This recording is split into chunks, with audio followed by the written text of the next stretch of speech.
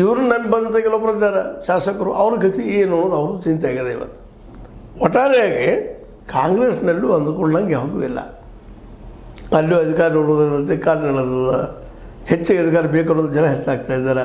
ಮತ್ತು ಇಲ್ಲಿವರೆಗೆ ಆಗಿದ್ದಾರೆ, ಅವರು ಕ್ಯಾಬಿನೆಟ್ ಮಿನಿಸ್ಟರ್ದು ಆಗಿದ್ದಾರೆ, ನಮ್ಮಷ್ಟು ಮಾಡ್ರಿ ಅನ್ನೋಂಥವ್ರು ಸಾಕಷ್ಟಿದ್ದಾರೆ. ಹೀಗಾಗಿ ಕಮಲದಲ್ಲಿ ಎಷ್ಟು ತಿಕ್ಕಾಡಿದ್ರು ಅಷ್ಟೇ ಇಲ್ಲಿ ಕೈಯಲ್ಲೂ ತಿಕ್ಕಾಟಗಳು ಕೂಡಿದಾವೆ. ನನಗೂ ಅಷ್ಟು ಕೊಡ್ರಿ, ನಾವು ಒಂದು ಕೈ ನೋಡ್ತೀವಿ ಅನ್ನುವಂಥ ಮಾತನ್ನು. ಅದಕ್ಕೆ ಸುರ್ಜೇವಾಲ ನಮ್ದು ಹೇಳ್ಕೊಬೇಕಾದ್ರೆ ಅವರು ಬರ್ತಾಯಿಲ್ಲ. ಇಲ್ಲಿ ಹೇಳೋದಕ್ಕೆ ಯಾರು ಉಳಿದ್ರು? ಸಿದ್ದರಾಮಯ್ಯನವರು. ಉಳಿದವರಂತ ಯಾರಿಗೂ ಕೇಳೋದಿಲ್ಲ. ಮತ್ತು ಸ್ವತಃ ರಾಜು ಕಾಯ್ಗೆಯವರು ಆರೋಪ ಮಾಡ್ತಾ ಇದ್ದಾರೆ, ಎದುರಿಗೆ ಹೋಗಿ ಕೈ ಮುಗಿದಿಲ್ಲ ರೀ ಉಸ್ತುವಾರಿಗಳು ಅಥವಾ ಸಚಿವರು ಅಂತೇಳಿ. ಸಣ್ಣ ಮಾತಲ್ರಿ ಇದು, ಭಾಳ ದೊಡ್ಡ ಮಾತು. ಯಾಕೆ ಒಬ್ಬ ಶಾಸಕರಿಗೆ ಉಸ್ತುವಾರಿ ಆಗಿರ್ಬೋದು, ಮುಖ್ಯಮಂತ್ರಿ ಆಗಿರ್ಬೋದು, ಗೌರವ ಕೊಡೋದೇ ಇದ್ದರೆ ಇನ್ನು ಯಾರಿಗೆ ಕೊಡ್ತಾರೆ ಇವರು?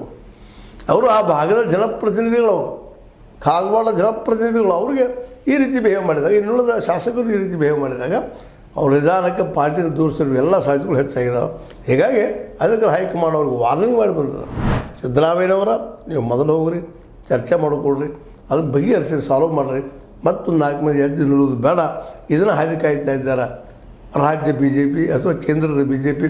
ಯಾಕಂದರೆ ಕೇಂದ್ರದ ಬಿ ಜೆ ಪಿಗೂ ಗೊತ್ತದ ನಾವು ನಮ್ಮ ಬಲದ ಮೇಲೆ ಆಯ್ಕೆ ಆಗೋದು ಭಾಳ ಕಷ್ಟದ ಅಂತೇಳಿ. ಅದಕ್ಕೆ ಅವ್ರು ಏನು ಮಾಡ್ತಾ ಇದ್ದಾರಪ್ಪ ಅಂದ್ರೆ ಕಡೆಗೆ ಹೇಗಾದ್ರೂ